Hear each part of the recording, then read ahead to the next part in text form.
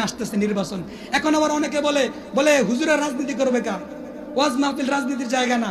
অনেকে বলে কি বলে না, এই নীতি মানে কি? হাঁসের ভিতরে সবচেয়ে যে বড় হাঁস সেটাকে বলা হয় কি? রাজহাঁস, ঠিক না ঠিক?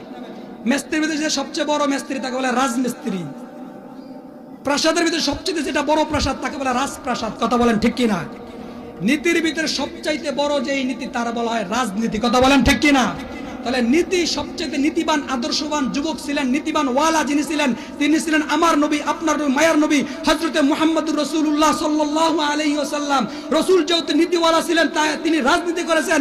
তিনি 40টা যুদ্ধে নিজে অংশগ্রহণ করেছেন, তিনি ইমামতি করেছেন, ব্যবসা করেছেন, কর্ম করেছেন, কাজ করেছেন, বিবাহ করেছেন, নাতিপুতি ছিল, শ্বশুর ছিলেন, শাশুড়ি ছিলেন, তিনি চাচা ছিলেন, দাদা ছিলেন, নানা হয়েছিলেন, তিনি সমাজের সব কাজ করেছেন, তিনি খেলাফত কায়েম করেছেন, রাজনীতি করেছেন।